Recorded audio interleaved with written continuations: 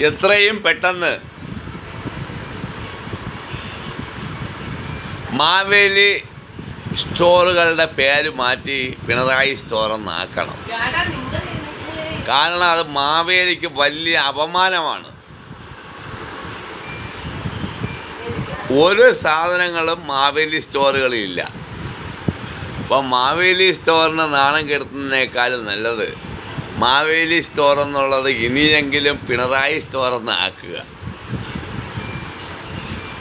മാവേലി നാട് വാണിരുന്ന കാലം മനുഷ്യരെല്ലാവരും ഒന്നുപോലെ ആയിരുന്നു. എന്നാൽ പിണറായി നാട് ഭരിക്കുന്ന ഈ കാലം CPMക്കാർക്ക് മാത്രമേ രക്ഷയുള്ളൂ.